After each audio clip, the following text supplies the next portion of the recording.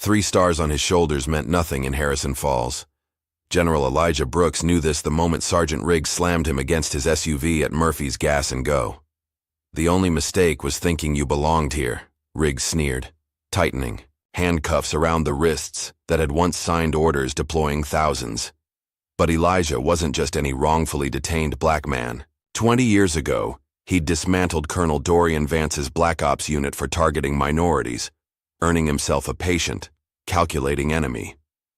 Now, as Elijah made one call from the back of the police car, initiate Falcon Lock, he couldn't see Mayor Wilson watching through security cameras texting his shadowy partner, he's in. Nor could he see Colonel Winters at the Pentagon receiving his distress code, whispering. They triggered him. What began as small-town racism was actually the first move in a deadly chess game decades in the making. Just before we get back to it, I'd love to know where you're watching from today, and if you're enjoying these stories, make sure you're subscribed, because tomorrow's special episode is one you definitely don't want to miss. The afternoon sun beat down on the beat-up SUV as it cruised along the quiet roads of Harrison Falls, Virginia. Behind the wheel sat General Elijah Brooks, his 3 stars and crisp uniform replaced by a simple blue t-shirt and worn jeans. After months of Pentagon briefings and diplomatic missions, this personal leave felt both foreign and necessary. Chance to breathe away from the weight of command. Elijah adjusted the air conditioning, which fought valiantly against the summer heat. The dashboard GPS indicated he was still 2 hours from his uncle's fishing cabin, a sanctuary he hadn't visited in years. First, though, he needed gas. The needle hovered dangerously close to empty. A small sign for Murphy's Gas and Go appeared ahead, and Elijah signaled to turn in. The station looked like countless others in small-town America, weathered pumps, faded advertisements, and a single-story convenience store with windows plastered with lottery promotions. Nothing remarkable, nothing threatening. Just another forgettable stop on his journey to solitude. As Elijah parked beside a pump, he noticed the curious stares from 2 men loading supplies into a pickup truck. Their gazes lingered a beat too long before they climbed into their vehicle and drove away. Such looks were nothing new to Elijah. A lifetime of being both black and in authority had taught him to recognize the silent calculations behind strangers' eyes. He'd learned to neither ignore nor confront them, but simply to note and proceed. Inside the store, fluorescent lights buzzed overhead as Elijah navigated the narrow aisles toward the refrigerated section. The clerk behind the counter, a middle-aged white man with thinning hair and the name Frank embroidered on his shirt, watched him with undisguised suspicion. What Elijah couldn't know was that Frank Downey had recognized him, not from news coverage of military accomplishments, but from a photo circulated in a private online forum where former law enforcement officers shared conspiracy theories about government infiltration. Frank had been a police officer until excessive force. Complaints had finally caught up with him 6 months earlier. Now he scanned barcodes instead of neighborhoods, but his resentment had only deepened. Afternoon, Elijah nodded politely, placing a bottle of water on the counter. Just passing through? Frank asked, making no move to ring up the purchase. Yes. Heading up to Miller's Point for some fishing. Elijah's tone remained cordial, despite the clerk's evident hostility. Frank glanced out the window at Elijah's SUV. Been sitting at that pump a while without buying gas. I was checking my map first. Planning to fill up before I leave, Elijah explained, sliding a $5 bill across the counter. Frank finally rang up the water. We don't get many strangers around here. Folks notice things. The implied threat hung in the air between them. Elijah accepted his change with a calm, "Thank you," then headed back outside to the pump. As he inserted his credit card and began filling his tank, he noticed Frank on the phone inside the store, repeatedly glancing in his direction.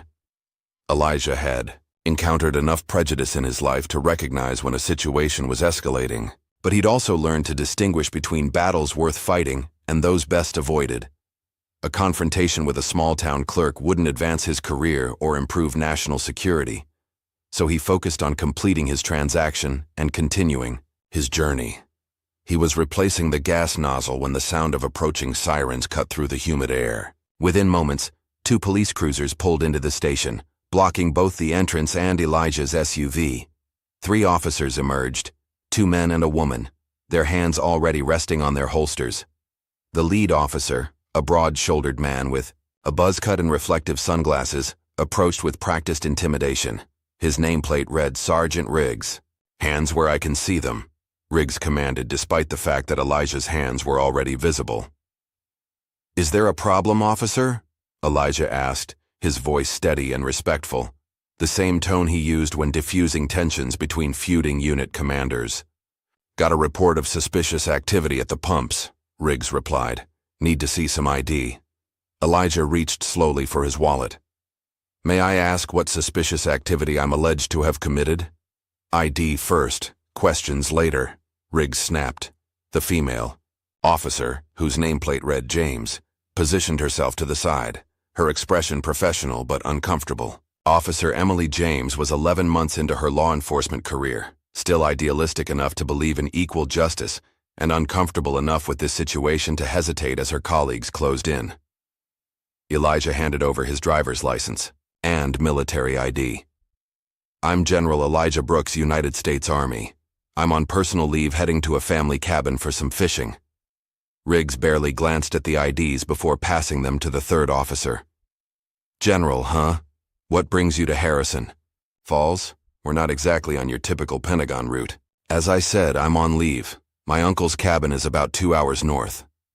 Something in Riggs's demeanor shifted, not toward respect, but toward a more focused antagonism. "Step away from the vehicle, sir." "May I ask why?" "I've identified myself and explained my presence." "Step away from the vehicle now," Riggs repeated, his hand moving to his holster.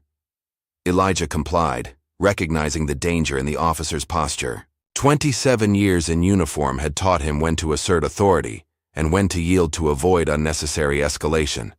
This moment called for the latter. "Face the vehicle and place your hands on the hood," Riggs ordered. Again, Elijah complied, his mind already mapping potential outcomes and responses. As a 3-star general, he commanded thousands of troops and managed billion-dollar operations, but here, at a gas station in Harrison Falls, he was simply a black man at the mercy of local authority. "Sergeant," Officer James said quietly. "His military ID checks out. He's a general." "I don't care if he's the chairman of the Joint Chiefs," Riggs muttered. "Got a call. We check it out." He turned to Elijah. "Spread your legs."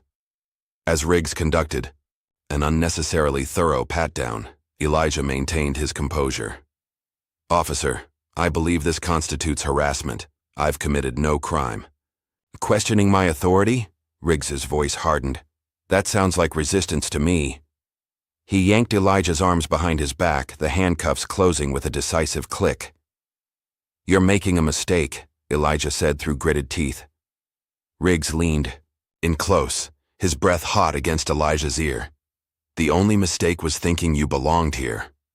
Officer James watched with growing discomfort as Riggs marched Elijah toward the patrol car. This wasn't procedure. This wasn't right. But before she could intervene, Elijah was already being pushed into the back seat. "My phone," Elijah said as the door began to close. "I'm entitled to one call." Riggs hesitated, then reached into Elijah's pocket and extracted a slim black smartphone. "One call," he said, handing it through the window before slamming the door. Inside the patrol car, Elijah examined his phone. It wasn't his personal device, but a secured military phone, one of the perks and burdens of his rank. He dialed a number from memory and waited as it connected. "Security desk," came the crisp response. "Initiate Falcon lock," Elijah said quietly. "This is Brooks. Send it up the chain." "Understood, sir." Falcon lock initiated. Elijah ended the call, just as Riggs slid behind the wheel. In the rearview mirror, their eyes met briefly. Riggs's filled with smug satisfaction, Elijah's with calm resolve. As the patrol car pulled away, neither man noticed the security camera above the gas station entrance or the figure watching the feed from a back office. Mayor Howard Wilson sipped his coffee as he observed the scene unfold on his monitor. 20 years in local politics had taught him to recognize opportunity when it presented itself. He pulled out his phone and typed a quick message. He's in. Time to see how far he goes. Across the country in a nondescript office within the Pentagon's E-ring, Colonel Dana Winters stared at the alert on her secure terminal. Falcon Lock, a code she'd hoped never to see activated. A code that meant one of their highest-ranking officers was in immediate danger, without defense assets. "Oh no," she whispered, quickly cross-referencing the location. "They triggered him. It's happening." She reached for her secure line, already calculating response scenarios. Whatever was unfolding in Harrison Falls, Virginia, had just escalated from a local incident to a national security matter. Colonel Dana Winters moved through the Pentagon corridors with purposeful strides, her uniform crisp despite the late hour. Junior officers instinctively flattened themselves against the walls as she passed, recognizing the storm brewing behind her normally composed features. She pushed through the heavy doors of a restricted conference room where Admiral Karen Lutz was waiting, silver hair pulled back in a severe bun that matched her expression. "He triggered Falcon Lock," Winters said without preamble, placing her tablet on the polished table. "Elijah Brooks was just detained by local police in Harrison Falls, Virginia." Lutz's face remained impassive, but her fingers tightened around her coffee cup. "Coincidence? You know better than that, Karen. Harrison Falls has been on our watch list since those militia recruitment videos surfaced last year." Winters pulled up a secure file. "And Brooks, he wasn't supposed to be anywhere near there. He filed leave plans for the Blue Ridge Mountains." "Any chatter from our old friends?" Lutz asked, her voice dropping. Winters hesitated, then swiped to another screen. "That's why I needed to see you in person. Brooks was part of Obsidian Fence." The Admiral's posture stiffened almost imperceptibly.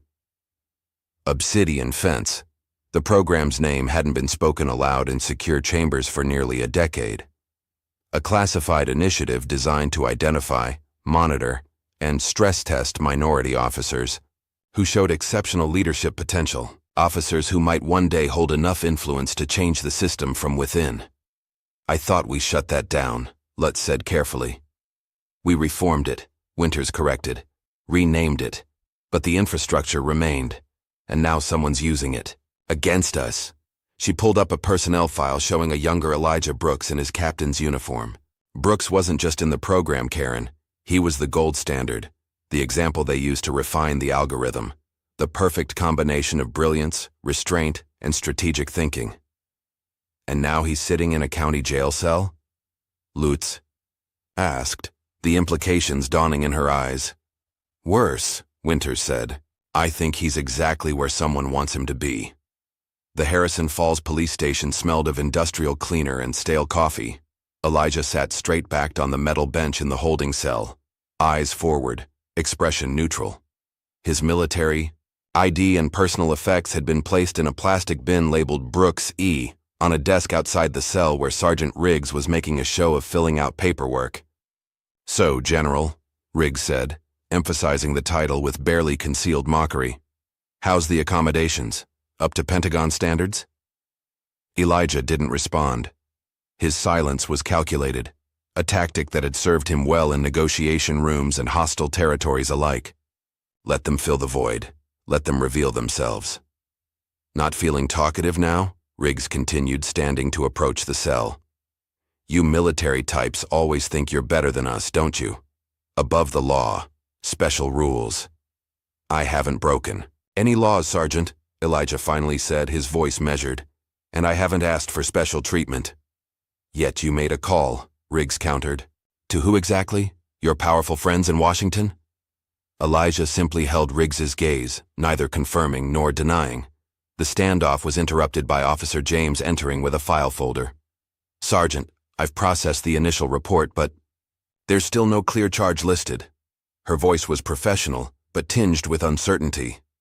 "Suspicious behavior and resisting," Riggs said without looking at her. "Sir, the body cam footage doesn't show any resistance," she said, her eyes darting, briefly to Elijah. "And suspicious behavior needs to be substantiated with specific observations." Riggs turned to her, irritation flashing across his face. "Write it up as I told you, Officer James. unless you'd prefer traffic duty for the next month. James hesitated, then nodded stiffly. Yes, sir. She retreated to her desk, but not before casting another glance at Elijah. In that moment, he knew he'd found an ally, however reluctant she might be. As James settled at her desk, she noticed something odd about the general. He wasn't anxious or angry like most detainees. He was observing, cataloging. His eyes moved methodically around the room, noting exits, cameras, personnel. It was the behavior of someone who was already 3 steps ahead, gathering intelligence for a countermove. Outside the station, a black SUV with government plates parked across the street. Its windows were tinted beyond legal limits and no one emerged from the vehicle. Inside the station, the security cameras flickered, going dark for exactly 5 seconds before resuming their feed. No one noticed except Elijah, whose eyes tracked to each camera in sequence. The game had begun. Angela Brooks was in the middle of editing a legal brief when her secured line rang. As one of the nation's most respected civil rights attorneys, she was accustomed to urgent calls.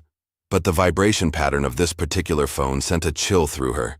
It was a pattern reserved for emergencies related to her husband's work. This is Angela, she answered, already moving to her home office and closing the door. It's Winters, came the terse reply. Elijah's been detained in Harrison Falls, Virginia. Local police. But it's not what it appears. Angela's free hand curled into a fist. Racial profiling. That's the cover, Winters said. He's in danger. And it's not just about race. It's revenge. Explain, Angela demanded, already pulling up her secure laptop. I can't over this line. But check your secure email. There's a file coming through in 3 minutes. After you read it, the system will purge it. Angela had known Dana Winters for nearly 2 decades, ever since the then captain had served under Elijah in their early career days. Winters wasn't prone to dramatics or overreaction. Dana, Angela said softly. Should I be afraid? A pause. Be prepared. This goes deeper than either of you knew. After the call ended, Angela sat motionless, waiting for the promised file. When it arrived, the sender name sent another wave of unease through her. Midas. Secure drop. Midas wasn't a person but a designation, a hacker collective that occasionally provided information to government agencies when traditional intelligence channels failed. They operated in the gray spaces between legality and necessity, and their involvement meant whatever was happening transcended normal protocols.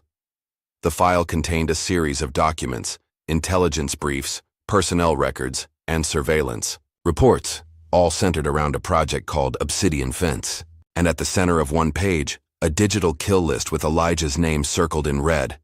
A separate message appeared in her chat window. Midas. It's payback. For something that happened 20 years ago. Midas. Your husband made powerful enemies when he dismantled the 22nd Tactical. Midas. They've been planning this for years. Harrison Falls is just the trigger. Angela's legal mind kicked into high gear, analyzing the information while simultaneously formulating a response strategy. She needed leverage, connections, and above all, time. Her fingers hovered over her phone before dialing a number she'd sworn never to use again. After 3 rings, a familiar voice answered. Senator Chase's office. This is Angela Brooks. Tell Arlen it's about Obsidian Fence. He has 2 minutes to take my call. 10 seconds later, Senator Arlen Chase was on the line. Angela, this is unexpected. Skip the pleasantries, Arlen. You tried to block my husband's 3rd star. Now I need your help to save his life. That's quite an accusation, and quite a request, Chase replied carefully. Why would I? Because I have the original sign-off documents for Obsidian Fence, Angela interrupted, with your signature authorizing racial profiling criteria for high-ranking black officers. How would that look on CNN, Senator? The silence that followed told her everything she needed to know. What do you need? Chase finally asked, his voice ice-cold. Pentagon clearance to access all Obsidian Fence files, and a congressional inquiry into Harrison Falls Police Department, starting within the hour. You're playing a dangerous game, Angela. No, Arlen. Someone's playing games with my husband's life. I'm simply changing the rules. Back at the Harrison Falls Police Station, Officer Emily James couldn't shake the feeling that something was very wrong. The general's arrest didn't add up. The charges were flimsy at best, potentially illegal at worst. And Riggs's behavior, the unnecessary aggression, the apparent satisfaction, set off alarm bells honed through her training at the academy. With Riggs momentarily out of the building for a smoke break, James slipped into the evidence room. The department's digital systems were outdated, but body cams were automatically uploaded to a local server for 48 hours before being transferred to long-term storage. Using her credentials, she accessed the footage from that afternoon. What she saw confirmed her suspicions. The general had been compliant throughout the encounter. Riggs had escalated without provocation. The only resistance came after Riggs had already initiated excessive force. In the viewing room, James's hand shook as she downloaded the footage to an encrypted cloud storage account, one not connected to the department. What she was doing could cost her job, maybe even lead to criminal charges. But what Riggs had done, that wasn't policing. That was something else entirely. As the upload completed, she noticed a file folder on Riggs's desk that hadn't been there earlier. The edge of a document was visible, bearing an insignia she didn't recognize, a black fence encircling what appeared to be a military rank insignia. Without thinking, she snapped a photo with her personal phone before hurrying back to her post.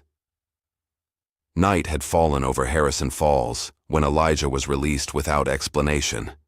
No charges filed, no apology offered. Just a curt nod from the desk sergeant and the return of his belongings. "Your vehicle has been delivered to the town motel," the sergeant informed him, sliding a room key across the counter, courtesy of the department.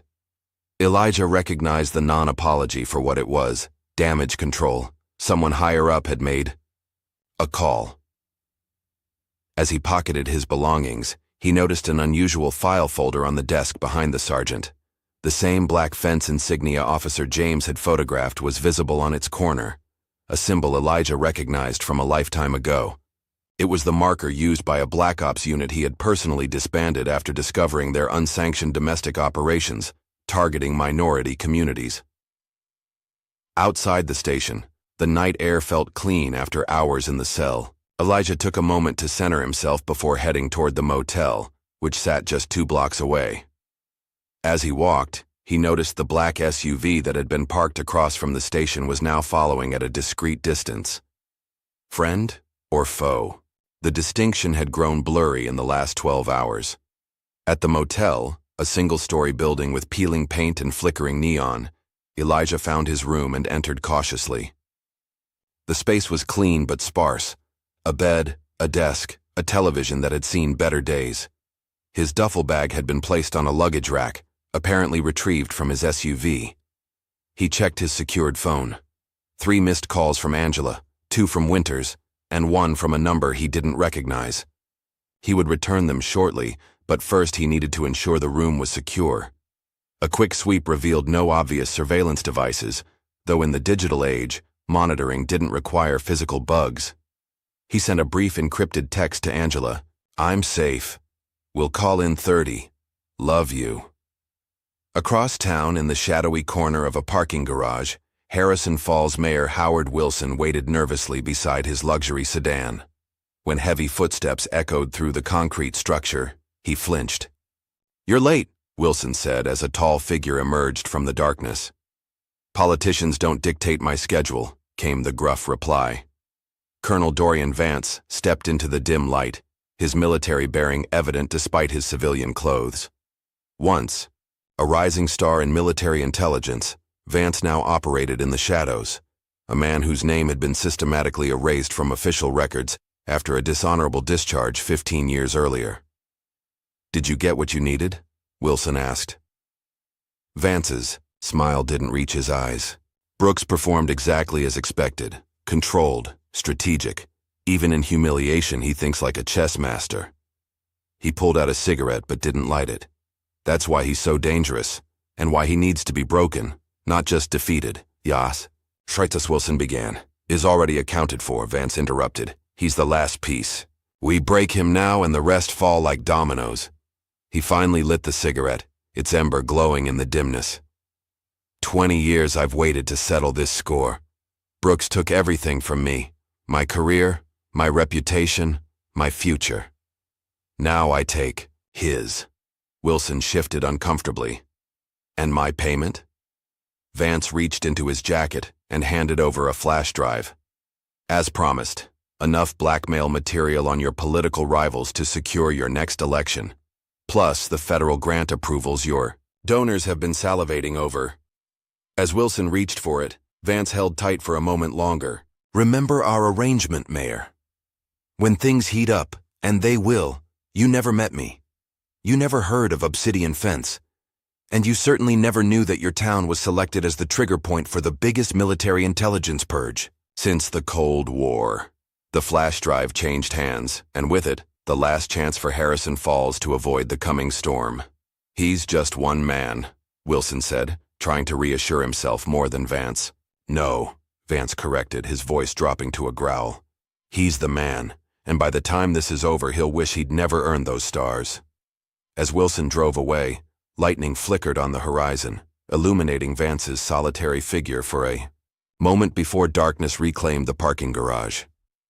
In his hotel room, Elijah Brooks began making calls, setting in motion a counter-strategy that would shake the foundations of power and expose a conspiracy decades in the making. The battle. Lines were drawn. The first moves had been made, and what had begun as a simple case of racial profiling was about to explode into something far more dangerous, a reckoning between men who had once sworn the same oath but had taken radically different paths in service to their vision of America. The motel room felt like a war room now. Maps of Harrison Falls covered one wall, pinned with red markers indicating surveillance points.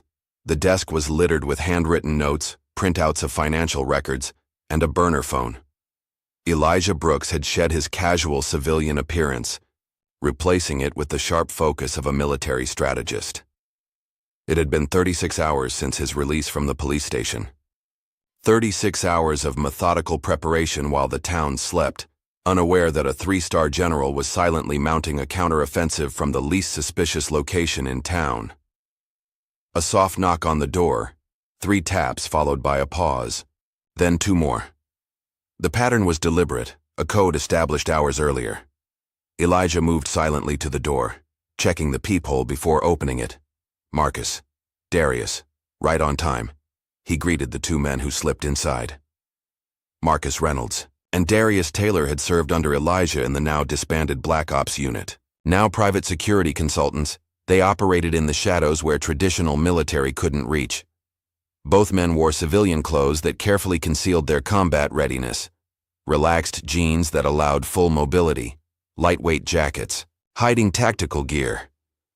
Good to see you in one piece, sir, Marcus said, his eyes quickly scanning the room with professional assessment. Tall and lean with salt and pepper hair, he moved with the quiet efficiency of someone who had survived a dozen war zones. The situation? Elijah asked, gesturing them toward the maps. Darius, stockier than Marcus with close-cropped hair and watchful eyes, placed a thumb drive on the desk. It's worse than we thought. Town's financial records show a pattern. Military contractors, funneling money through shell companies into Harrison Falls infrastructure projects. Shell companies registered to whom? Elijah asked, though he suspected the answer. Officially, no one.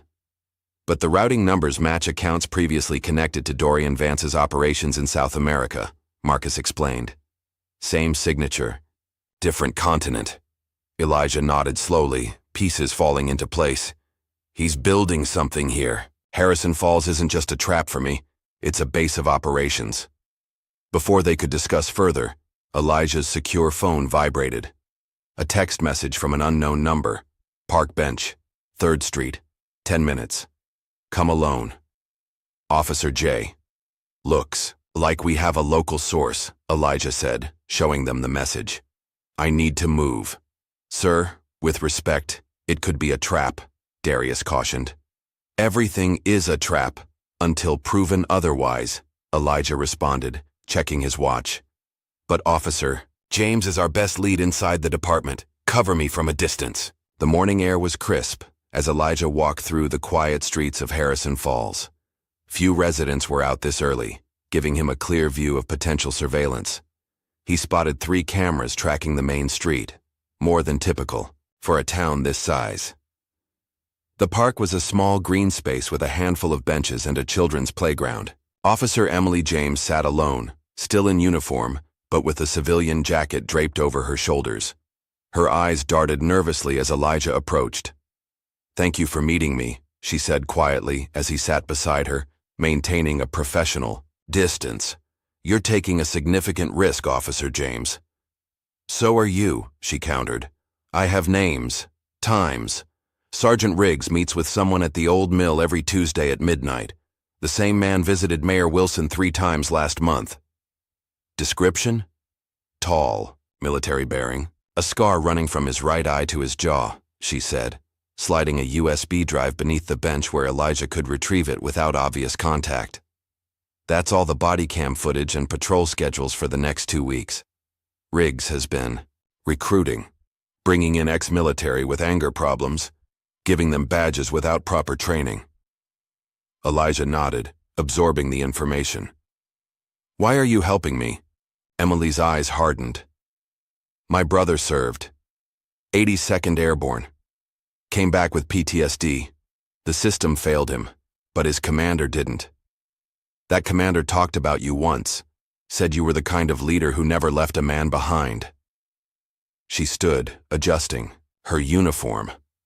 "I'm not leaving you behind, sir." As she walked away, Elijah palmed the USB drive and headed in the opposite direction, his mind racing through the implications. Officer James had just confirmed his suspicions. Harrison Falls wasn't just corrupted, it was being militarized. Back at his headquarters, Angela's face filled the secure laptop screen.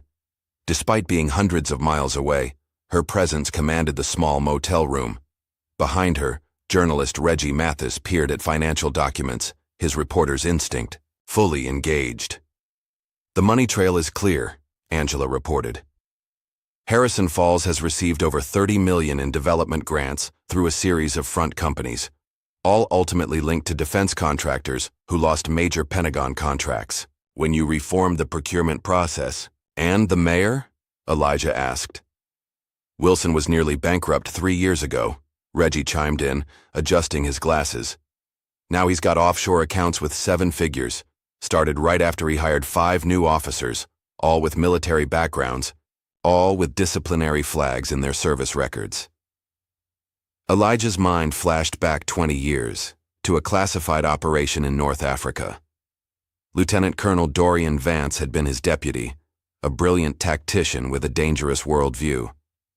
During a routine intelligence gathering mission, Elijah had discovered Vance's unauthorized side operation, a systematic effort to eliminate local leaders based on ethnic profiling, coupled with a plan to implement the same protocol domestically, focusing on minority communities.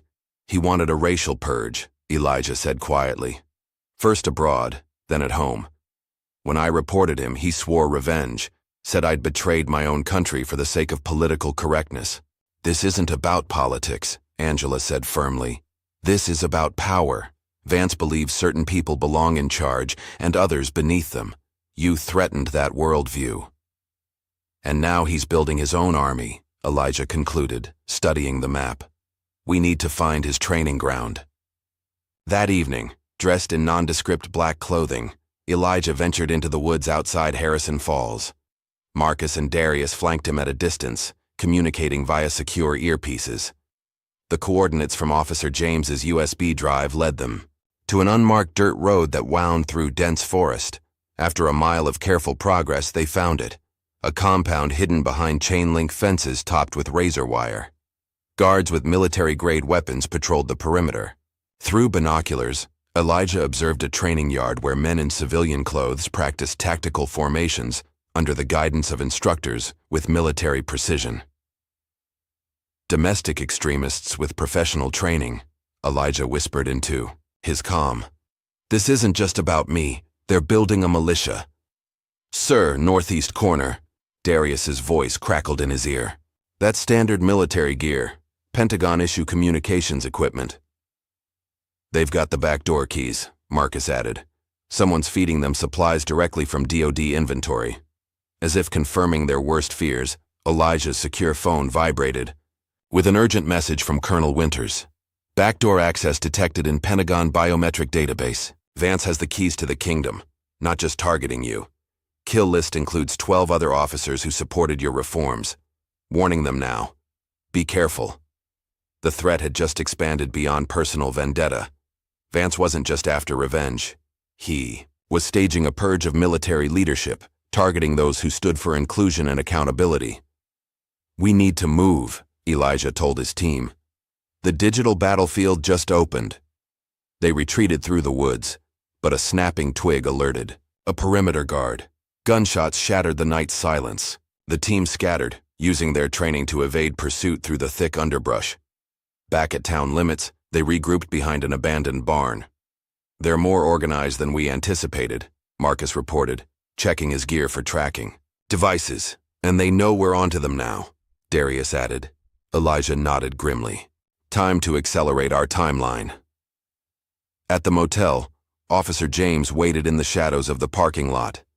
Her patrol car was nowhere in sight, and she wore civilian clothes, a backpack clutched tightly to her chest. They know, she said as Elijah approached. Riggs found spyware on his cruiser's computer. He's searching for the source. I've been reassigned to desk duty, but I think they suspect me. You need to get out of town, Elijah said. She shook her head. Not yet. I got this first. She handed him a flash drive. It's your file, the one they created to frame you. They've doctored evidence making it look like you embezzled military funds to support radical groups. Elijah examined the drive. They're not just trying to embarrass me, they're setting me up for treason charges. Back in the motel room, the team reviewed the fabricated evidence against Elijah. The forgeries were sophisticated. Banking records, emails, even photos manipulated to show him meeting with known extremists. They've been building this for years, Angela said over the secure line. This isn't impulse, it's calculation. A knock at the door silenced everyone. Darius moved into position with his weapon while Marcus checked the security feed they'd installed. On the small monitor, an elderly man in a fishing vest stood alone, hands visible. Jack Bennett, Elijah said with surprise, recognizing the man. Former CIA, specializes in domestic threat assessment. After security protocols, Bennett was allowed inside. The old spy moved slowly, but his eyes missed nothing, cataloging every detail of the operation. I heard you stirred up a hornet's nest, Brooks, Bennett said, settling into a chair. Figured you could use some insurance. He placed a weathered leather portfolio on the desk. Locations, dates, personnel files, all places where similar setups occurred against influential black leaders in government and military. Elijah opened the portfolio to find meticulously documented cases spanning 20 years.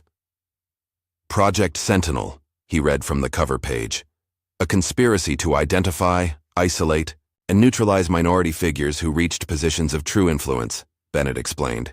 Started as a monitoring program, evolved into active sabotage. Vance didn't create it, he inherited it, then militarized it. The revelation sent a chill through the room. What had seemed like personal vengeance was actually a systematic operation, with deeper roots and wider reach than anyone had imagined. Elijah looked at the faces of his team, Marcus and Darius, veterans who had faced death in distant lands. Officer James, risking her career and safety. Angela on the screen, fighting through legal channels. Reggie documenting everything for posterity. This wasn't just his battle anymore. It was a war for the soul of the institutions they had all sworn to protect. This ends now, Elijah said firmly, and it ends where it started. He turned to Angela on the screen. I need everything you can find on Vance's military career. Every operation, every connection. To his team he added, this isn't about justice anymore, it's war, and I will end this where it started. As dawn broke over Harrison Falls, the pieces were moving into position for a confrontation that would shake the foundations of power and expose a cancer that had been growing in the shadows for decades. The memories came unbidden as Elijah studied the documents spread across the motel desk. Afghanistan, 2003. A young Major Elijah Brooks leading a specialized reconnaissance unit with Captain Dorian Vance as his second-in-command. Vance had been brilliant but volatile, always pushing boundaries, always questioning why certain officers advanced faster than others. "You're being groomed," Vance had said one night in the barracks, voice low with resentment. "They see something in you they want to control. They'll promote you over better men because you fit their narrative." Elijah had dismissed it then as jealousy. But later, when Vance was passed over for leadership of a covert unit in favor of Elijah, something had broken in the man. His ambition curdled into bitterness. His tactical brilliance twisted toward sabotage. The memory dissolved as Angela's voice came through the secure line. "Elijah, something just arrived at the house." "Security protocol?" he asked immediately, followed to the letter. "No explosives, no biological agents." There was a pause then. "It's your silver star, cut in half, with a note that says, 'One piece left to bury.'" The threat was unmistakable. Vance wasn't just after Elijah's career or reputation. He wanted his life, and he wanted Angela to know it was coming. "Tighten your security. Don't go anywhere alone," Elijah instructed, his mind already calculating new contingencies. Before Angela could respond, Officer James burst through the door, her uniform disheveled, a bruise forming on her cheek. "They know," she gasped. "Someone saw me accessing the files. Riggs slashed my tires. When I got home, my apartment had been ransacked." She held up her badge. "They suspended me pending investigation for computer crimes. I barely got out before they came to arrest me." Darius immediately secured the perimeter while Marcus checked for surveillance. "We need to move," he advised. "This location is compromised." Within 20 minutes, they had relocated to a safe house on the outskirts of town, a hunting cabin, owned by one of Bennett's old contacts. As they set up new equipment, Colonel Winters connected via encrypted video. "We've broken the encryption on the Obsidian fence files," she reported, her face grim on the small screen. "It's worse than we thought. The Pentagon created a list to monitor black officers who rose too quickly or inspired too many. Officers who might change the established order." "How many?" Elijah asked. 47. "You were number one. The most dangerous because you were the most respected, by troops and civilians alike." The revelation landed like a physical blow. Elijah had devoted his life to an institution that had secretly marked him as a threat simply because of his success while black. "Who authorized it?" Angela demanded from her separate video feed. "That's the problem," Winters replied. "Multiple authorization signatures across administrations and party lines. This wasn't ideological, it was institutional." With this new information, Elijah requested an emergency meeting with Admiral Lutz and Senator Chase. Hours later, they gathered at a secure government facility in Richmond, the tension palpable across the conference table. "These allegations are explosive," Senator Chase began, his political instincts already calculating damage control. "If true." "They're true," Elijah interrupted, sliding the authenticated documents across the table. "And you signed the annual renewal in 2015, Senator." Chase paled but maintained his composure.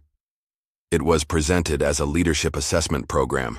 Nothing in the briefing suggested racial targeting." "Plausible deniability built into the system," Admiral Lutz observed. "Each level only saw what they needed to see." Elijah studied both of them, Lutz with her decades of navigating Pentagon politics, Chase with his presidential ambitions. Both had reason to distance themselves from this scandal. Both could be useful if handled correctly. "I'm walking away from this," Elijah announced suddenly. "Effective immediately. I'm taking extended leave and removing myself from all operational duties." Chase and Lutz exchanged glances, surprised by the apparent surrender. "A wise decision, given the circumstances," Chase offered cautiously. "The military appreciates your discretion in this sensitive matter." "I'm sure it does," Elijah replied evenly, standing to leave. "I just need your assurances that any investigation into these false embezzlement charges will be handled with similar discretion." After securing their reluctant promises, Elijah left the meeting. Outside, Colonel Winters waited by the car. "Did they bite?" she asked. "Hook, line, and sinker," Elijah confirmed. "Chase is already calling his media contacts to control the narrative. Lutz is mobilizing internal affairs to find a scapegoat, and while they're doing that, they'll feed misinformation directly to Vance through their compromised channels. He'll think I'm retreating when I'm actually advancing." The strategy was classic military deception, appearing to show your opponent what they expect while positioning for the real attack. By seeming to back down, Elijah had just bought crucial time and maneuvering space. Back at the safe house, a reunion 20 years in the making took shape. Veterans from Elijah's former unit arrived one by one, men and women, who had served under his command in the shadows of American military power. Some still wore the uniform, others had moved to civilian life. All came because of a simple message. The general needs you. No questions. Full deniability. The atmosphere was tense. Some still harbored resentment over the unit's disbanding. Years ago, Staff Sergeant William Parker, now a construction foreman in Tennessee, was the most vocal. "You shut us down when we were doing good work," Parker challenged. "Said we were operating outside parameters. We were eliminating threats before they reached our shores. You were targeting American citizens based on racial and religious profiling," Elijah corrected firmly. "That wasn't the mission. That will never be the mission." "And now?" Parker pressed. Elijah looked around the room at the faces of those he had once led, some supportive, some skeptical, all waiting for him to prove himself once more. "Now we face an enemy that used the same prejudice to build a militia inside our borders, an enemy that believes certain Americans deserve power and others deserve subjugation, an enemy I once called brother." One by one, he laid out the evidence: Project Sentinel, Obsidian Fence, the doctored files, the militarized police force, the training compound outside town. With each revelation, more faces hardened with resolve. "This isn't about me," Elijah continued. "It's about what we swore to defend. All of us, against all enemies, foreign and domestic." By midnight, even Parker had committed to the mission. The safe house transformed into a strategic command center, with team members assigned to surveillance, intelligence gathering, and tactical planning. Their first breakthrough came when Officer James identified a pattern in the local police communications: regular blackout periods when all transmissions went silent. The gaps aligned perfectly with shipments arriving at the old factory on the edge of town. "They're moving equipment," Marcus concluded, "building their arsenal right under the town's nose." The second breakthrough was more personal. Angela's investigative team uncovered Vance's current base of operations, an abandoned military training facility where he and Elijah had once trained together as young officers. "It's symbolic," Elijah noted. "He wants to end this where we began." As preparations continued, Elijah took a moment alone outside the cabin, staring at the stars. The weight of command, the responsibility for lives and legacy, settled on his shoulders like a familiar burden. Colonel Winters joined him, offering a cup of coffee. "Your team's ready," she reported. "Angela's secured legal protection for everyone involved. Reggie's got media contacts on standby if this goes public." Elijah nodded, grateful for the support network they'd built. "And the others on the list?" "The other black officers targeted. All warned and secured. If Vance moves against any of them, we'll know immediately." A notification chimed on both their phones simultaneously. The message contained only a video link. When they opened it, Angela's face appeared on screen, bound to a chair, a bruise visible on her temple. The camera panned to reveal Colonel Vance standing behind her. "Hello, Elijah," Vance said, his scarred face twisted in a cold smile. 20 years is a long time between conversations. I thought we should make this one face-to-face." The camera showed they were inside the very training facility they'd identified earlier. Mercenaries with tactical gear patrolled the background. "You have 6 hours," Vance continued. "Come alone, unarmed, or your wife joins the casualty list of your righteous crusade." The video ended, leaving Elijah staring at a blank screen, his face betraying no emotion though his heart hammered against his ribs. "It's a trap," Winters stated the obvious. "Of course it is," Elijah agreed. "He's forcing my hand, trying to isolate me from support." We can send in a tactical team. No, Elijah cut her off. Too many variables, too many hostages at risk. He looked back at the safe house where his team awaited orders. We do this my way. Inside, he gathered everyone for the final briefing. Vance has Angela. He wants me alone and unarmed at the old Barrett training facility by dawn. You can't seriously be considering going in alone, Darius protested. I'm not, Elijah assured him. I'm going in first, creating the distraction. You'll be my shadows.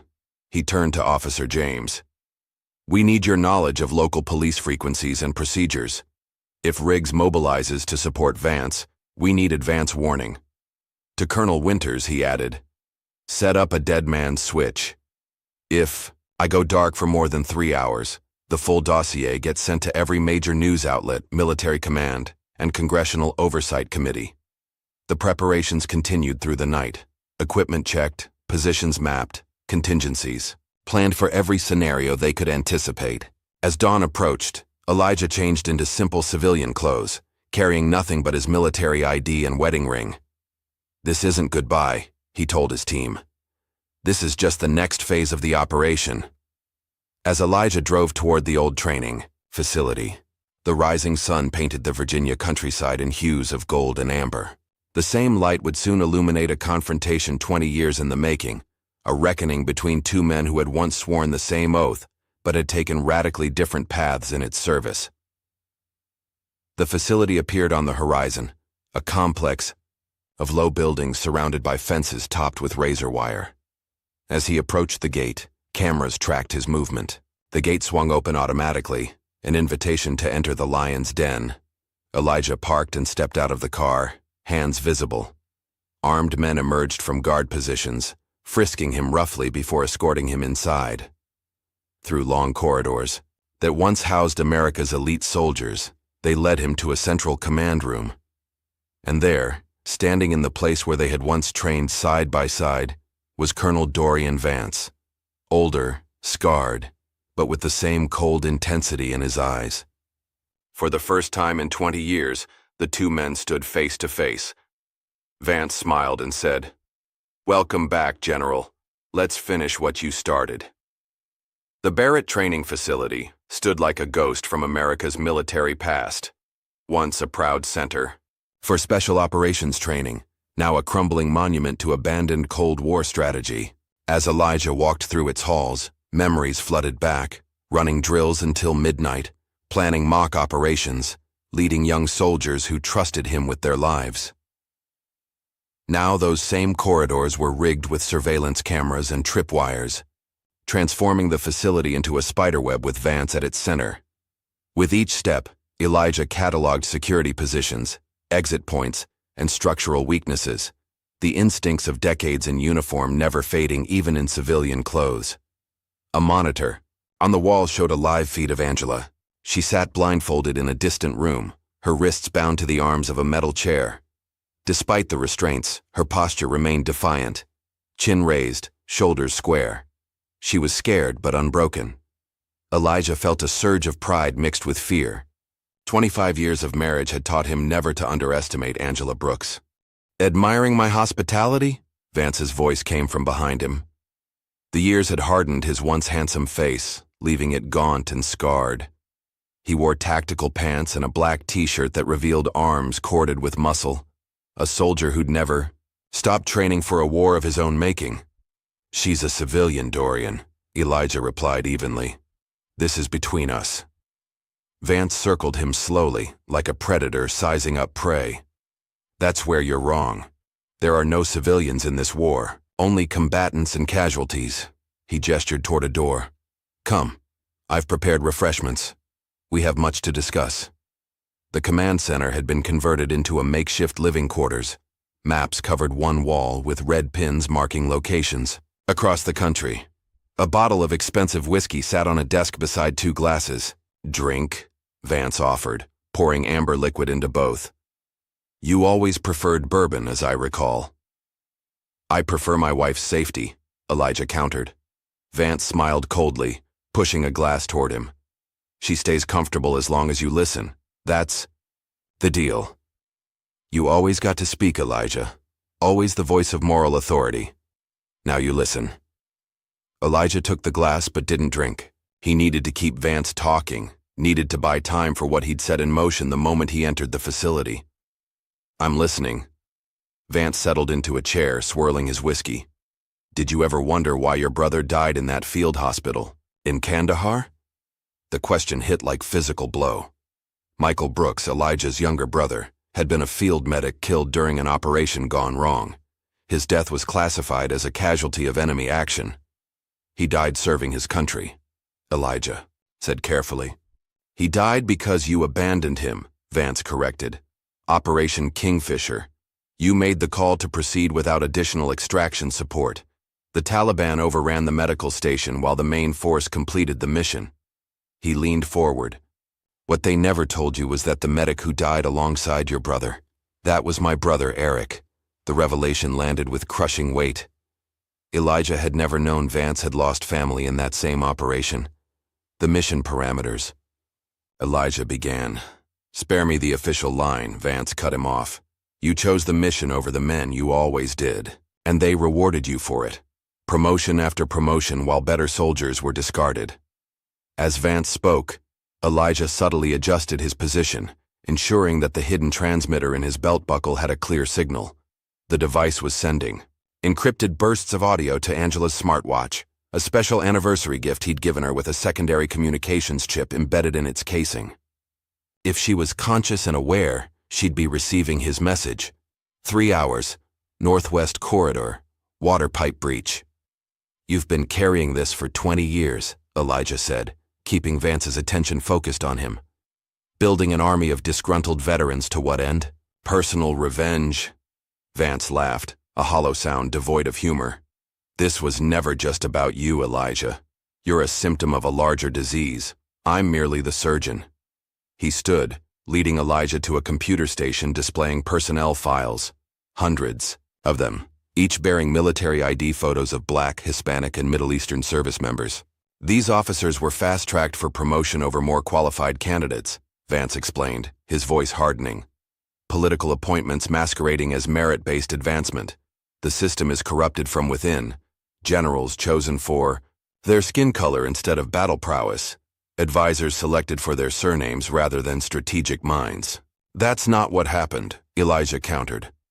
The military finally started recognizing talent that had been overlooked for generations. Started promoting based on performance rather than preference. Vance's eyes flashed with anger. You actually believe that, don't you? That your stars were earned rather than gifted to fulfill a quota? Outside the facility, Officer James tracked police frequencies from a concealed position. Colonel Winters had established a perimeter with Elijah's former unit members positioned at strategic points. They monitored the facility through thermal imaging, counting guards and mapping movements. Meanwhile, Angela worked methodically on her restraints. The wool of the blindfold absorbed her tears of frustration, but her fingers remained busy. The metal hair clip she'd kept hidden was slowly weakening the zip ties around her wrists. The vibration against her wrist was so faint she almost missed it. 3 pulses. Then, a pause. Then a pattern she recognized immediately. Morse code. Elijah was alive and sending instructions. 3 hours, Northwest Corridor, water pipe. With renewed determination, she sawed faster at the restraints. Back in the command center, Vance pulled up footage from police stations across the country, incidents of Black citizens being detained, similar to what had happened to Elijah. Each of these situations was a test, Vance explained, identifying officers willing to act without asking questions, building a network of law enforcement loyal to the principles this country was founded on. White supremacy wasn't a founding principle, Elijah challenged, and neither was using police as personal militias. Vance ignored the comment, continuing his tour of the operation.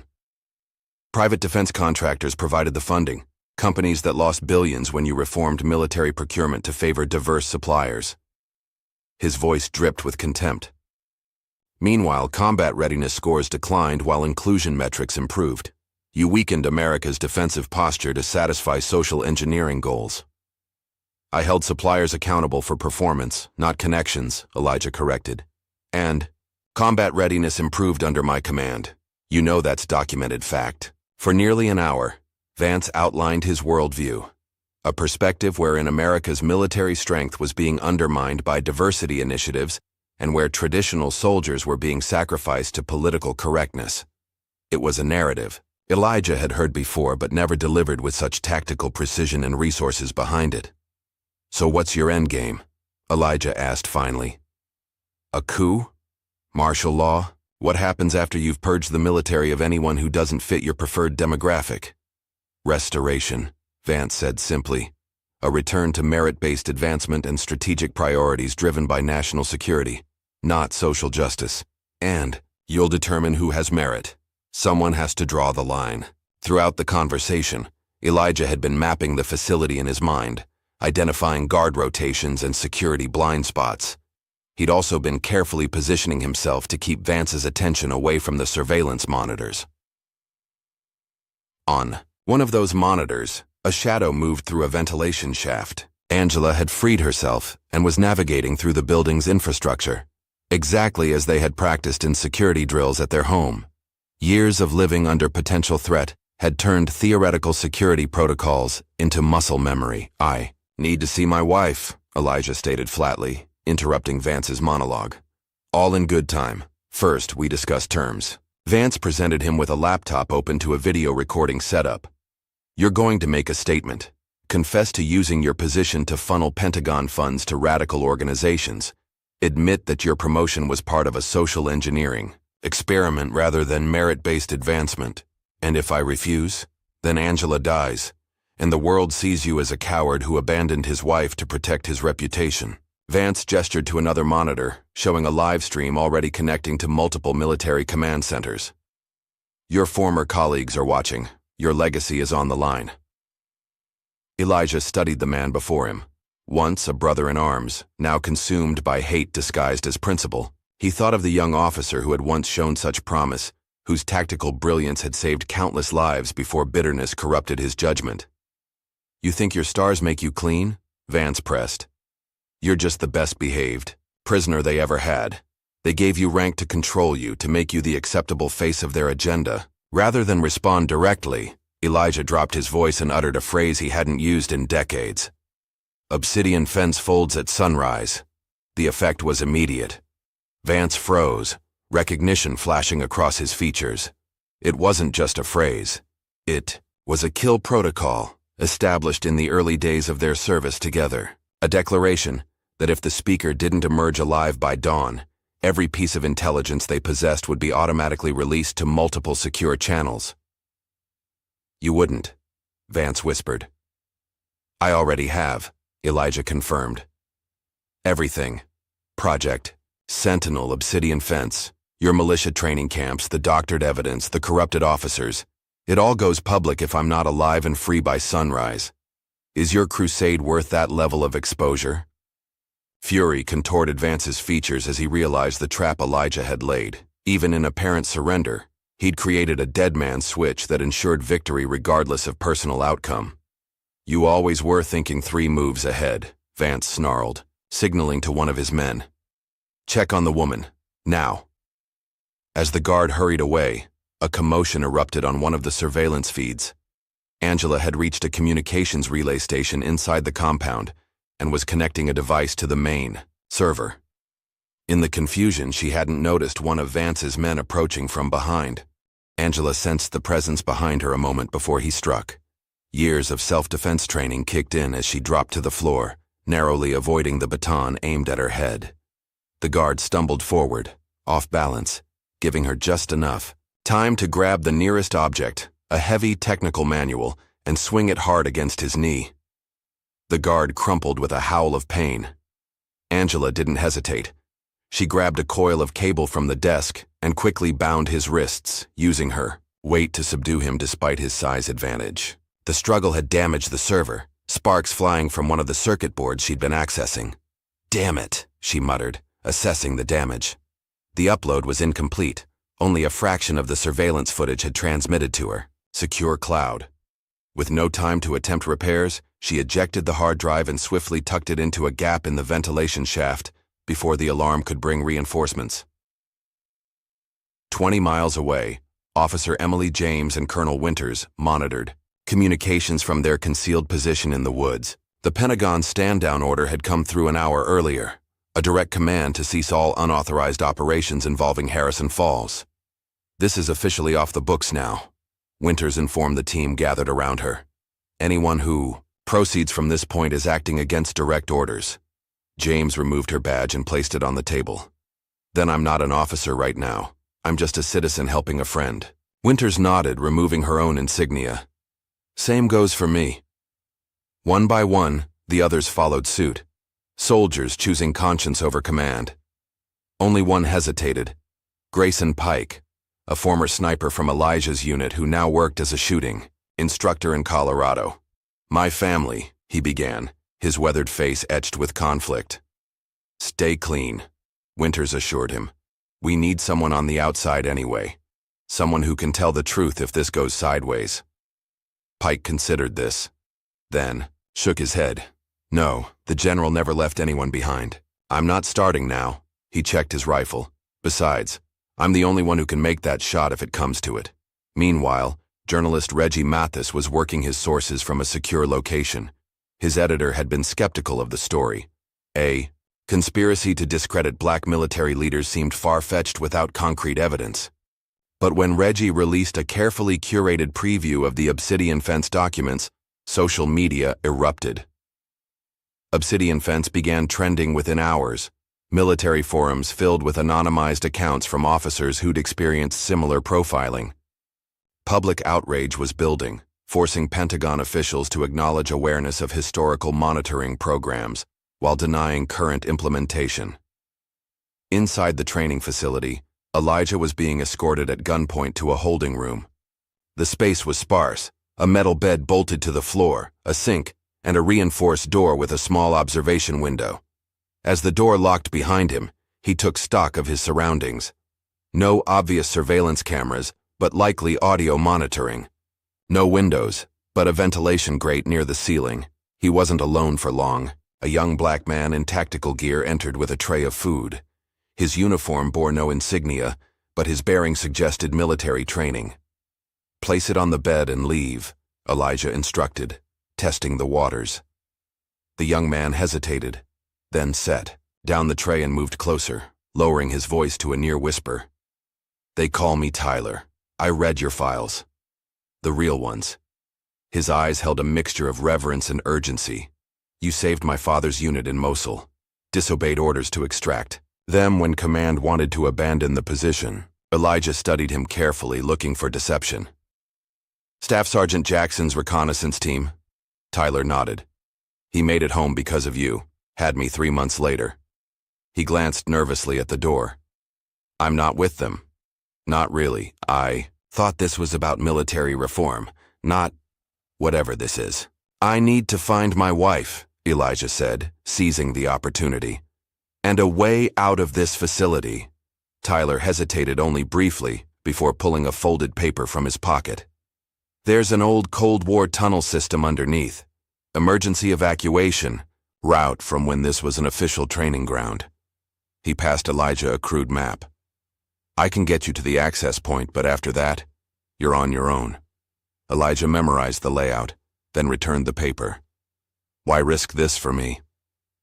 Because my father said there are two kinds of officers, those who serve for the uniform and those who serve for what it represents. He said you were the latter. With Tyler's assistance, Elijah navigated through service corridors toward the tunnel entrance. They avoided patrols using Tyler's knowledge of the guard rotation schedules. As they reached a maintenance room housing the access hatch, an alarm blared throughout the facility. They've discovered you're missing, Tyler warned, working to unlock the hatch, and probably found your wife's escape too. The facility erupted into chaos as Vance ordered full lockdown. On the surveillance feeds, he watched Angela's empty restraint chair, then Elijah's vacant holding room. His carefully orchestrated plan was unraveling. Find them, he bellowed to his security team. Lock down every exit. Activate the perimeter. Sensors. While Vance's attention was focused on the escapes, Officer James, Colonel Winters, and the rest of Elijah's team began their infiltration. Using the distraction to their advantage, they breached the outer fence line at multiple points, creating confusion among the guards as to the direction of the main assault. Inside the tunnel system, Elijah moved swiftly through the narrow passageway. Guided by the memorized map, the air was stale, heavy with decades of disuse. His progress slowed as he reached a fork not indicated on Tyler's drawing. A sound from the left passage drew his attention, the faint scrape of movement against concrete. He tensed, ready for confrontation, only to find Angela emerging from the shadows, the hard drive clutched protectively against her chest. "You're 2 hours early," she said with a relieved smile that didn't quite mask her exhaustion. They embraced briefly, years of shared danger making them efficient even in reunion. "Tyler?" she asked, noting Elijah's solitary arrival. "Buying us time," Elijah replied grimly. He volunteered to create a diversion. Above ground, Tyler was doing exactly that, systematically triggering false alarms in different sectors of the EO facility, drawing security teams away from the tunnel access points. His diversion worked until a suspicious guard recognized him entering a restricted area. "Hey, you're not authorized for that sector," Tyler ran, leading the pursuit away from the tunnels and toward the facility's east wing. Cornered in a communications room, he locked the door and barricaded it with equipment. Through the reinforced glass, he could see Elijah and Angela emerging from a concealed exit across the yard. When the guards finally broke through, Tyler offered no resistance. As they restrained him, he looked through the window one last time to see Elijah turning back, their eyes meeting across the distance. Elijah raised his hand in a solemn salute, an acknowledgement of sacrifice that Tyler returned with a slight nod before being dragged away. Meanwhile, Officer James had infiltrated the south entrance, using her knowledge of tactical police procedures to anticipate and counter the security response. As she moved deeper into the facility, she encountered Colonel Winters, who had entered from the east. "Elijah?" Winters asked tersely. "No sign yet, but I've identified their communications hub," James replied. Together, they navigated toward the control center, where they hoped to disable the facility's security systems and gather additional intelligence. Instead, they found themselves ambushed by Vance's men. In the ensuing firefight, Winters was separated from James and captured. Vance personally supervised Winters' restraint to a chair in front of a camera. "Colonel Dana Winters," he said, adjusting the lighting for maximum effect. "The Pentagon's troubleshooter. How disappointing to find you operating against direct orders." "I follow the oath, not the order," Winters replied calmly. "Something you forgot long ago, Dorian." Vance struck her across the face, splitting her lip. "You have no idea what's about to hit you," she said through the blood, a confident smirk, forming despite her vulnerable position. Moments later, the facility speakers crackled to life with Elijah's voice. "Attention all personnel. This is General Elijah Brooks. The facility has been compromised. All surveillance footage of illegal operations is currently being broadcast to military command channels." Vance lunged for the communications control panel, but it was too late. Elijah had used Angela's hard drive to access the system remotely, broadcasting the conspiracy files via the facility's own military-grade satellite uplink, technology that Vance had stolen but that still responded to Elijah's command codes. "How?" Vance demanded, turning to Winters. "You forgot who designed the security protocols for these facilities," she replied. "Brooks wrote the manual you're trying to use against him." As the broadcast continued, one document in particular appeared on screens throughout the facility, an authorization form for Project Sentinel bearing Senator Chase's signature, alongside detailed instructions for targeting successful black officers for enhanced scrutiny and potential career sabotage. Vance realized his carefully constructed network was being exposed minute by minute. In a desperate bid to maintain control, he ran to the strategy room and initiated an emergency protocol, punching in a code that activated a rarely used security measure. Red lights began flashing as a computerized voice announced, "Facility self-destruct sequence initiated. You have 10 minutes to evacuate. This is not a drill." "If I die," Vance declared to the empty room, his face illuminated by the pulsing. "Emergency lights. Everything burns." The countdown had begun. Throughout the facility, both Vance's men and Elijah's team scrambled to evacuate. Officer James freed Colonel Winters and they fought their way toward the exit. Elijah and Angela, having just reached the perimeter, heard the alarm and understood its meaning immediately. Instead of continuing to safety, they turned back toward the facility. Their mission wasn't complete, not while others remained inside, not while evidence could be destroyed, and not while Vance remained unprosecuted. As they raced against time, Elijah spotted Vance in the strategy room through a window, frantically gathering files. Their eyes met across the distance, General and Colonel, once brothers in arms, now separated by an unbridgeable chasm of ideology and betrayal. Elijah crashed through the door, charging toward the control panel where the self-destruct sequence could be aborted. Vance intercepted him, and the two men collided in a brutal struggle that transcended physical combat. "You think your stars make you righteous?" Vance shouted, landing a blow to Elijah's ribs. "They make you a puppet," Elijah countered, his military training evident in every precise movement. "I never wanted to be your enemy," he grunted, blocking a strike. "You made me your mirror." The control panel sparked and smoked from a stray bullet, accelerating the countdown. With 5 minutes remaining, Angela reached the panel and attempted to override the sequence using the partial code Elijah had whispered earlier. The system responded, but only partially, extending the countdown rather than canceling it entirely. "We have 5 minutes," she shouted over the alarms. The fight between Elijah and Vance intensified, each man drawing on decades of training and a lifetime of conviction. When Vance pulled a concealed weapon, the confrontation reached its climax. In a split-second decision that defined everything he stood for, Elijah disarmed Vance rather than letting him die in the coming explosion. Knocking him unconscious with a precise strike, Elijah hoisted his former friend over his shoulder. "Don't leave anyone," he told Angela as they rushed toward the exit. "Not even him." Through collapsing corridors and past failing security systems, they made their way to the exterior, where James and Winters had organized the evacuation. As the last of their team cleared the perimeter, the facility erupted behind them, concrete and steel giving way to fire and destruction, erasing decades of history in moments. Elijah, Angela, and an unconscious Vance emerged from the wreckage. As flames consumed what remained of the Barrett training facility, a visual metaphor for the old order collapsing under the weight of long-hidden truths. Dawn broke over the smoldering ruins of the Barrett training facility.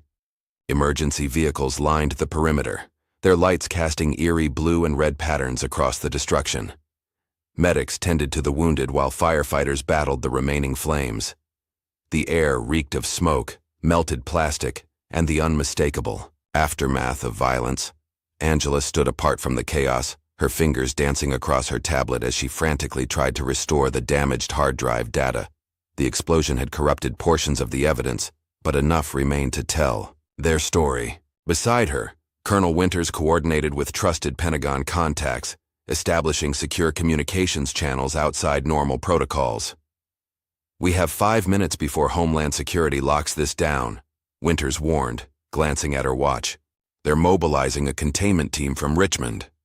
"Working on it," Angela muttered, her focus absolute. "The encryption is holding, but the transfer speed is compromised. We need more time." Nearby, Elijah knelt beside the unconscious form of Colonel Vance, now secured with zip ties and under guard by Marcus and Darius. Despite everything, something in Elijah couldn't let go of the man they had once been. Soldiers who had pledged to defend the same Constitution, who had once trusted each other with their lives. "Sir," Darius approached cautiously, "the override codes for the bombs, how did you know they'd work?" "I didn't," Elijah admitted. "But Angela and I established emergency protocols years ago, personal codes that we'd recognize." He looked toward us, his wife with admiration. "She only had part of the sequence, enough to buy us time, not stop it completely." Officer James jogged up to them, her uniform torn and soot-stained. "Riggs is mobilizing local police to secure the area. They're 5 miles out and approaching fast." That complicates things, Elijah observed calmly. Their original extraction plan had assumed they'd have more time before official response teams arrived. We need to split up, Winters suggested. Different exfil routes rendezvous at the secondary location. Elijah shook his head. No. We face this together. He turned to James. Are there body cameras on Riggs's team? Standard issue. They're required to activate them for all operations. Good. Let them document what they find. The truth needs witnesses. As if on cue, Vance began to stir, coughing and blinking away the eye ghost disorientation. When his vision cleared, he found Elijah staring down at him, not with hatred, but with something far more devastating. Pity. You should have left me, Vance rasped. That's the difference between us, Elijah replied. Always has been. Vance struggled briefly against his restraints before slumping back in defeat. You've won this battle, but the war continues. There are others who believe as I do. Men with power and conviction. I'm counting on it, Elijah said. Because now, they'll be forced into the light. A distant explosion rocked the facility's eastern section, a secondary detonation from ruptured gas lines. The blast sent everyone diving for cover. In the confusion, Vance seized his opportunity, rolling away and sprinting toward the tree line despite his bound hands. Elijah gave chase, followed by Marcus. They pursued Vance into the nearby woods, where the terrain became treacherous, fallen trees, hidden sinkholes, and the disorienting sameness of the forest. Vance, despite his restraints, moved with the desperation of a man with nothing left to lose. He's heading for the emergency cache, Marcus shouted, recognizing the direction. There's weapons, supplies. The warning died in his throat as gunfire erupted from ahead. Vance had apparently reached his destination. Elijah and Marcus took cover behind a massive fallen oak, assessing the situation. I have 3 magazines. And emergency transponders, Vance called out. Enough to hold you off until my reinforcements arrive. There are no reinforcements, Dorian, Elijah responded, his voice calm despite the circumstances. Your network is exposed. Your allies are distancing themselves. Senator Chase is already issuing denials. You think this was built on one senator's support? Vance laughed bitterly. We reach further than you know. While they exchanged words, Marcus circled around, using the forest cover to flank Vance's position. Elijah kept him talking, understanding that each minute they delayed increased the chances of the evidence reaching secure servers beyond anyone's ability to suppress. This country was built on certain principles, Vance continued, his voice carrying through the trees. Order, hierarchy, natural leadership. What you're defending is chaos masquerading as equality. What I'm defending, Elijah countered, is the oath we both took, to support and defend the Constitution against all enemies, foreign and domestic. He paused, letting the words land. That document says we the people, Dorian, all of us, not just the ones who look like you think leaders should look. A rustle from Vance's position suggested movement. Elijah tensed, ready for another exchange of gunfire. Instead, Vance's voice came from closer than expected. You know what happens to men like me in prison, he said, suddenly sounding tired. Men who know what I know. You'll get a fair trial, Elijah assured him. All of your grievances on public record. Isn't that what you wanted?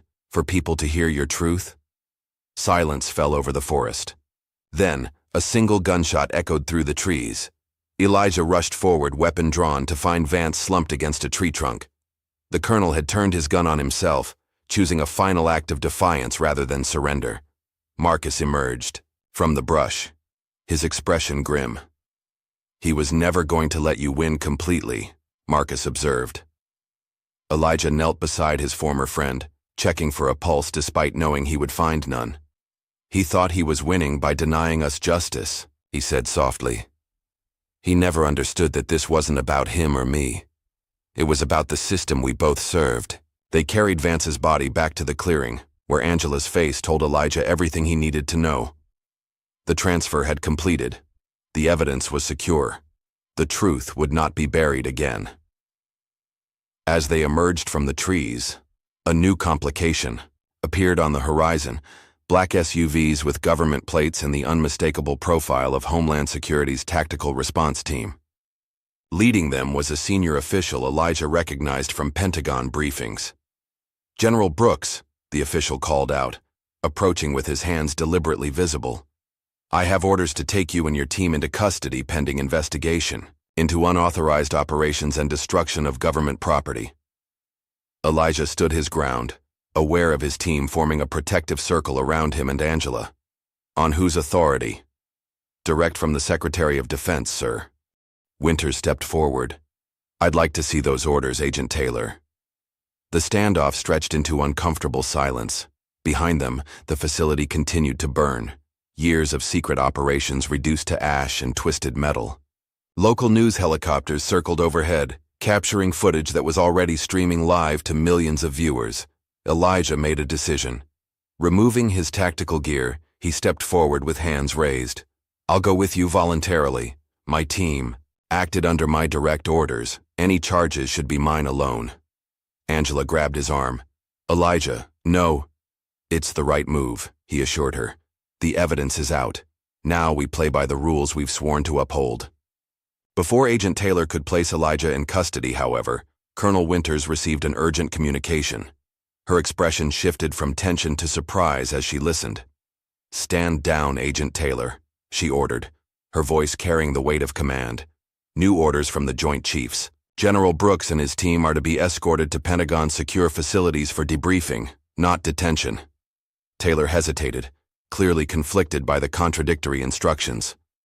"I need verification." "Check your secure channel," Winters replied, confidently. While Taylor confirmed the new orders, Winters explained quietly to Elijah. Reggie's broadcast went viral. "The Joint Chiefs are distancing themselves from Obsidian Fence. They're positioning themselves as discovering and exposing the conspiracy rather than enabling it." "Politics," Elijah observed without surprise. "Politics that works in our favor, for once," Angela added pragmatically. As they were escorted to the waiting vehicles, a different sort of confrontation unfolded.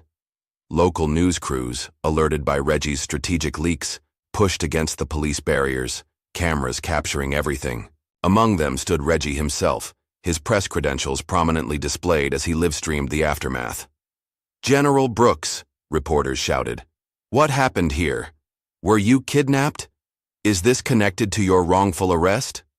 Elijah paused, looking directly into the cameras. He knew this moment would define the narrative. With Angela at his side, he addressed not just the reporters, but the millions watching online. What happened here today was the exposure of a cancer within our institutions, a systematic effort to undermine the advancement of qualified officers based solely on race. The evidence has been secured and will be presented through proper channels. He looked at the burning facility behind him. This fire represents the end of secrecy, not the beginning of chaos. As they were led away, Homeland Security established a perimeter around the site. Officer James remained behind, coordinating, with local authorities who had arrived to secure the scene. Sergeant Riggs was among them, his face pale as he recognized the scale of what he'd become involved in. "Officer James," he acknowledged stiffly, "I believe you're suspended from duty.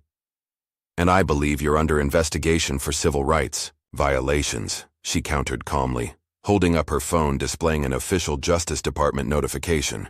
"Consider this my formal statement that I witnessed you participating in a conspiracy to violate the constitutional rights of General Elijah Brooks." The tables had turned completely. What had begun as a small-town harassment had exposed a network of corruption that reached the highest levels of government. As James watched Riggs being read his rights by federal agents, she felt a grim satisfaction. The system could work when brave people forced it to. In Washington, the response was immediate and overwhelming. The president called an emergency press conference, formally apologizing to General Brooks and announcing an immediate investigation into Obsidian Fence, Project Sentinel, and all related surveillance programs targeting minority service members. Senator Chase was suspended from committee duties pending investigation, his presidential ambitions evaporating as journalists dug deeper into his connections to Vance's operation. Military commands across all branches received orders to review promotion and evaluation practices for evidence of similar bias. The storm had broken, and in its wake, a chance for genuine change emerged from the wreckage of long-hidden truths. 3. Weeks later, the world had moved on to new crises and controversies, but the ripples from Harrison Falls continued to spread through American institutions. In a small cabin on the shores of Lake Mitchell, miles from the nearest town, Elijah Brooks sat on a weathered dock, fishing rod in hand, the surface of the water reflecting the peace that had eluded him for months. The cabin's rustic simplicity was exactly what he needed: no internet, minimal cell service, and endless quiet. Old radios in various states of repair littered the screened porch, a hobby he'd neglected during years of command responsibilities. Now they provided a meditative focus as his hands remembered skills his mind had filed away. On the small wooden desk inside sat a framed photograph, Elijah and Angela on one side, Tyler Matthews on the other, all smiling during a brief moment of celebration, after Tyler had been granted immunity in exchange for testimony against the remaining members of Vance's network. The crunch of tires on gravel announced a visitor. Elijah didn't turn, recognizing the familiar cadence of Angela's footsteps on the wooden path to the dock. She settled beside him, business attire replaced by jeans and a simple blouse, her briefcase exchanged for a folder of documents. "Good news," she announced without preamble. "The Military Review Board has completed its investigation. All officers identified in the Obsidian Fence documents will receive formal apologies and compensation for career impacts." Elijah nodded, his eyes still on the still surface of the lake. "And the others? The ones who never made it high enough to be targeted?" "That's Phase 2, Angela replied. "Full review of promotion practices across all branches, with civilian oversight." She squeezed his hand. "It's not perfect, but it's movement." They sat in comfortable silence, the weight of recent events settling between them. Angela had become the public face of the fight, her legal expertise and moral clarity making her the natural spokeswoman for affected service members. Elijah had deliberately stepped back, understanding that lasting change required more than one man's story. "There's something else," Angela said after a while. "Officer James has been reinstated. Not just reinstated, promoted to detective and offered a position with Federal Internal Affairs to help identify similar corruption patterns in other departments." Elijah allowed himself a small smile. "She'll be excellent at it." "She asked about you. Said to tell you she's starting with Harrison Falls PD. Riggs has been arrested, and they're investigating every case he handled for civil rights violations." The fishing line tugged gently, but Elijah made no move to reel it in, letting whatever curious fish had found his bait continue its investigation. "And Reggie?" he asked. "Pulitzer nomination for his coverage," Angela reported. "But he's struggling. Death threats, nightmares, PTSD from the whole experience." She paused. "He could use a visit from someone who understands combat stress." Elijah nodded. "I'll call him tomorrow." 2 days later, Elijah drove into Washington for the first time since the incident. He found Reggie Mathis in a coffee shop near the Post's offices, the journalist's usual energetic demeanor subdued by the dark circles under his eyes and the constant scan of his surroundings, the hypervigilance Elijah recognized from countless returning combat veterans. "General," Reggie greeted him, standing automatically. "Just Elijah now," he corrected gently. "The uniform is on hold for a while."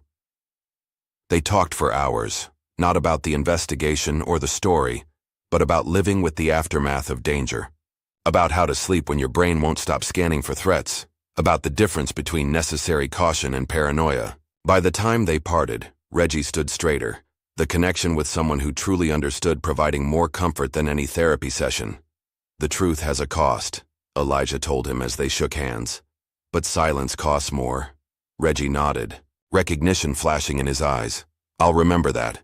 The following week brought another visitor to the cabin, Colonel Winters, now officially retired from active intelligence duties. She arrived with a small box containing her personal effects from the Pentagon and a sealed envelope. "Couldn't let you hide out here forever," she said by way of greeting, surveying the simple cabin with approval. "Nice place to decompress, though. Over coffee on the porch, they spoke of changes rippling through the military establishment.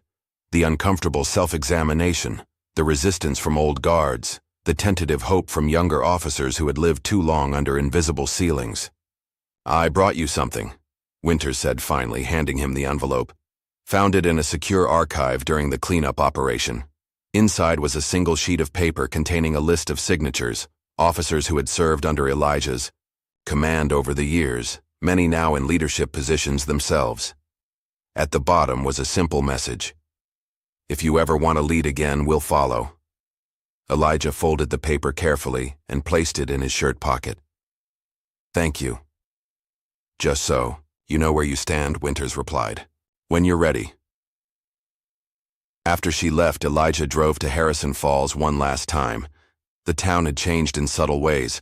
The police station stood abandoned, its operations temporarily taken over by state authorities pending a complete departmental overhaul. The mayor's office was similarly empty, Wilson having resigned ahead of federal corruption charges. Elijah walked through the quiet streets, remembering the fear and tension of his first visit. A few residents recognized him, some nodding respectfully, others averting their eyes in shame or lingering resentment. The gas station where it had all begun had a new clerk. The conspiracy-minded Frank Downey was among those arrested in the subsequent investigation. In the weeks that followed, Angela began work on a project she'd contemplated for years, a memoir, titled Invisible Stars, chronicling the stories of black military heroes whose contributions had been systematically diminished or erased from official histories. When she asked Elijah to write the foreword, he initially resisted. "I'm not a writer," he demurred, "and I'm not interested in becoming a symbol." "You already are one," she countered. "The question is whether you'll help shape what that symbol means." Meanwhile, in a federal detention center awaiting trial, former Sergeant Riggs received a visitor, a lawyer representing several pending civil rights lawsuits from citizens who had suffered similar treatment to what Elijah had experienced. Riggs had expected intimidation or threats. Instead, the attorney simply presented him with documented evidence of his pattern of behavior and a choice: cooperate with investigations into systemic abuses or face the maximum penalties alone. Across the country, the ripple effects continued. Military academies revised their leadership curricula to include case studies on institutional bias. Police departments implemented new accountability measures. Government contractors faced enhanced scrutiny of their hiring and lobbying practices. And in a maximum security federal prison, a letter arrived for inmate number 247891, formerly Colonel Dorian Vance. The envelope bore no return address, but the contents were unmistakable. A single page in Elijah's distinctive handwriting. "You failed because you fought for your anger. I won because I fought for people. When you're ready to remember what service really means, I'll be waiting." Vance read the letter 3 times before carefully tearing it into pieces. But later that night, he retrieved the fragments from his trash can and meticulously reassembled them. 2 months after the Harrison Falls incident, Elijah received an unexpected offer: appointment as National Defense Ethics Director, a newly created position designed to implement reforms across all service branches. His initial instinct was to decline, to remain in the quiet refuge he had established away from the spotlight. Before responding, he visited Tyler's mother in Philadelphia, a small row house filled with photos of her son in uniform, proud evidence of a family tradition of service. Mrs. Matthews welcomed him with quiet dignity. "Tyler wrote to me about you," she said, serving him tea in her best china. "Said you were the kind of officer who remembered why the uniform mattered." She studied Elijah's face. "The country needs more leaders who understand that." "I'm not sure I can be what they need right now," Elijah admitted. Mrs. Matthews took his hand firmly. "Don't let my son's sacrifice be forgotten. He believed in the change you represent." Those words stayed with him during the flight back to Washington, where he finally accepted the position. Not for redemption or vindication, but because systems only changed when good people worked from within, using their knowledge of the machine to recalibrate its purpose. Was integrity ever about winning, or was it always about standing firm when the world tried to break you? As Elijah Brooks showed us, sometimes the most powerful weapon isn't force, it's unwavering principle. Like and subscribe for more powerful stories about courage in the face of injustice. Your support helps these important narratives reach those who need to hear them.